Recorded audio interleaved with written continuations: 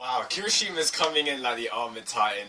It was phenomenal. It was just amazing. The artwork. There's a page when Kirishima's punching that guy. I think it's when he calls himself. It's the attack when he calls it like Red Gauntlet, and I'm just like, yo, that is phenomenal. That's like thumbnail quality right there. So hey guys, how's it going on? I'm here to do a review on Boku no Hero Academia, chapter 134.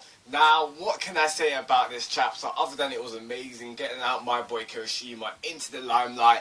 I've just been loving these past couple of chapters. He's not ranked number 5 for nothing, folks. That's all I'm going to say. Like, he is deserving of that rank in the popularity poll, because Kirishima's just such an awesome guy. And just when I finished reading this chapter, I was just, checking on the forums and just looking at other people's thoughts and opinions and discussion. And one guy said something which just had so much facts. And he was basically saying how Kirishima is just like, in Class A, he's like the best suited for a hero. And if you think about it, it's kind of so true. Like, think about any other character. I know there's Bakugo, and his just greatness, but Kirishima seems like he's best suited for a hero. I think it was Sun Eater Amajaki, which said that you're like a sun that always shines, like Togata. And even the similarities between those two characters, it kind of makes, it's kind of obvious to look at. And I think I'm not the only one that, when the series first started, there was a lot of theories and people were wondering what happened, what would it be if like Kirishima was the one that inherited one throne, because a lot of people do see him as like a natural born hero. I'm not gonna lie, this chapter as well, it's kind of cemented that idea of it. Like, at the end of this series, when we get a massive time skip or whatever, and we see all of them as the pros, like, seeing Kirishima is just going to be so, it's going to be so awesome. Because I feel like he fits that role already so right now. I know there's, like, Deku, and this series is Deku's story and how he becomes the greatest hero. But, like, Kirishima just ticks the check boxes. He really does. He's just so innately pure as well. Even though in this chapter, he's that is his flaw. That is his character flaw, that he's kind of just too, not honest, but like too good, because he was just like believing whatever the guy was saying. But it is what it is, to be honest. It was kind of funny. But yeah, this chapter was lit. I'm glad this little short character arc for Kirishima was pretty awesome, and I think he was well deserving. No other character was more deserving of it than him, because I think I said it in my last review. Before this kind of chapter, I always viewed Kirishima as just a little bit plain. Like, I didn't actually think he was insecure of his abilities, of his quirks. So I thought that was fantastic. It really was. So, aside from this chapter, I can't get hyped, but guys, I am getting the same vibes as the All For One versing All My arc. I don't know if I said this on a video or if I said it to one of my friends, but just this chapter, when they're coming in and you see all the pros they're discussing, it really brought back nostalgia to when in the hideout raid arc, when you see that, I think it was a widespread page, and it's like Mount Lady's there, who else, what's his name, Kamui Woods, what's his name, Orca Hero, like all of those people, like Gran Torino, All Might, Endeavor, Best Genius, like you saw all of those guys there, and obviously we're seeing other pros, so I think that's awesome, to be honest. I think that's amazing that we're seeing heroes like Ryukyu, Night Eye, Aizawa Sensei, which got me excited because we haven't seen him in a while. We haven't seen him perform, like, haven't seen him fight in a while. The last kind of little scuffle that he had was with Dabi. Now, you could obviously say the training exam with Todoroki and Momo, but I'm not going to count that. So we haven't really seen him properly fight, because bear in mind, he was injured from Shigaraki and Nomu. Like, he's still got the scars, and I really love it how Horikoshi has kind of kept to that. And I'm kind of impressed that he's remembered it, because sometimes when some characters have scars like that, sometimes some mangakas actually like accidentally forget to draw it or like leave it out, and then that has to get edited in the actual volume. But it's kind of cool that Aizawa Sensei still has it, and I'm just excited. To see Gran Torino, like Aizawa Sensei. So basically, this arc is not starting yet. Like the fight, whatever, the infiltration, it's not starting right now. But this main grouping is for the information. So Night Eye, he's going out to other offices, because we remember the problem of Night Eye, of his office not being able to actually do something, was because they didn't have enough evidence. So they couldn't really go for like an arrest. They couldn't really do anything because they had no. They knew what's it called? They knew forgetting names today? Why am I forgetting names today? Overhaul. They knew Overhaul was a villain, but they didn't really have evidence stacked up against his previous of what he's actually been doing. Because obviously Overhaul's that slick and he's just sly. He's a sly boss. But so that's why now I've been going to other offices, been checking, gathering up data, gathering if they've seen anything, if they've managed to get something. So it kind of seems like they may have something now. And I think it's obviously these drugs which is circulating around. And I know I said in my last review, but I can't say it enough. I think this is an awesome storyline, an awesome plot. I know it's been coming from My Hero Academia Vigilantes. I need to get on that series. I believe chapter 7 or chapter 9, something like that.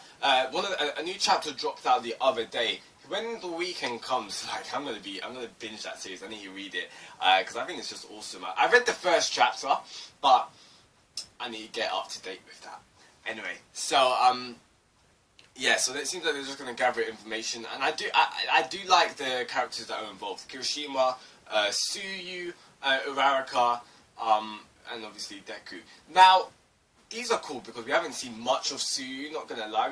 We've had a bit of Uraraka, but like characters like Tsuyu, it's kind of awesome to get her involved. I think that's amazing, so I like how Horikoshi's kind of juggling it, giving other characters some time to shine as well, developing them, fleshing them out, which is pretty awesome.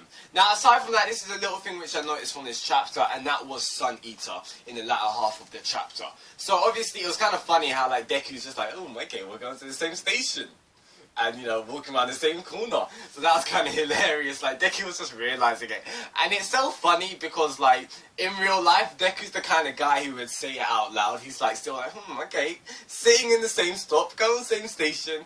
That's kind of, you know. But, that was kind of hilarious to see it. But, yes, we see Sun Eater there. Now, I think I'm taking that, I'm just inferring that as a straight evidence just to see that Sun Eater has his quirk back. Now, Horikoshi, the way he just done it was so sly. He did it so ambiguous because Horikoshi, a couple of chapters ago, you know, this whole quirk thing, like, he brought it out, but he never directly stated it. It was like, oh yes, this pistol, this drug takes your quirk away for like 2 hours. Like, we haven't got a straight confirmation. We don't know if it's temporary or permanent. It's just been alluded to. So it seems like it's alluded to it being temporary because if Sun Eater's quirk was still gone, why would he be there? Why would he be there in the meetup? Why would he still be involved? So I'm thinking his quirk is back, meaning obviously it's a temporary kind of thing.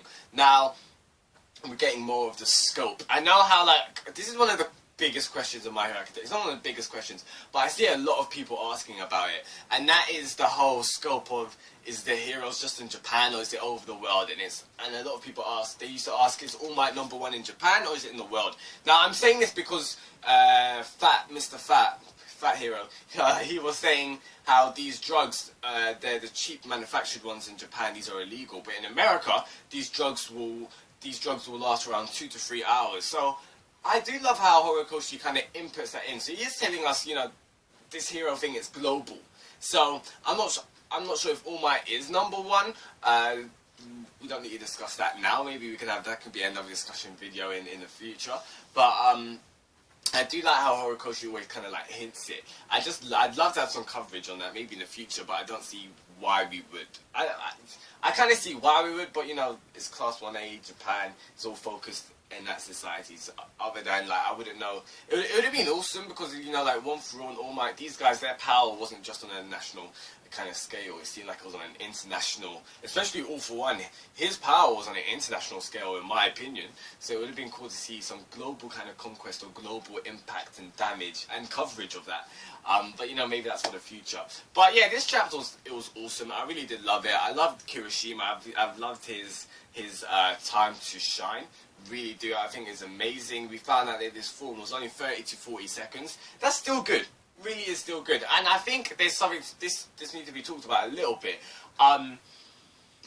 The villain that Kirishima was fighting, yes, wasn't the strongest villain, but it was still a formidable villain. So even though Kirishima was saying, oh wow, it took me ages, I was using all my, like, I was using everything that I had to take him out, whereas Fat just took him out in a second. Yeah, I don't think you should sell yourself so short, Kirishima, because in my opinion, yeah, that wasn't the weakest villain. It wasn't the strongest villain, but it definitely wasn't the weakest. Its quirk was formidable with the drug.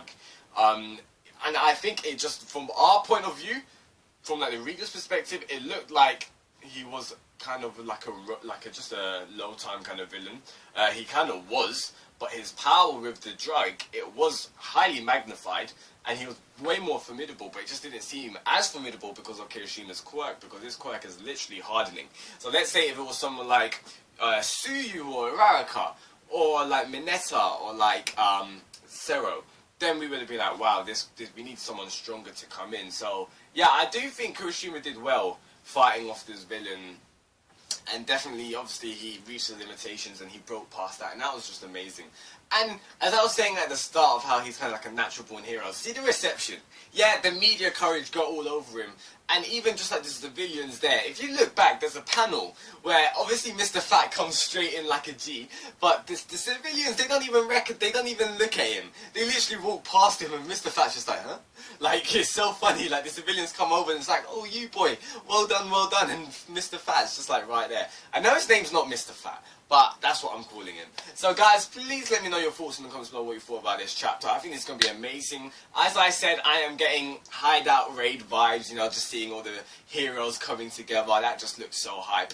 It's about to go down, people. So tell me your thoughts in the comments below. If you liked anything I say, please drop a like. That will be greatly appreciated. And I'll see you next week with like greatness. That is chapter 135. Do you know what I'm saying? Peace out, guys, and goodbye.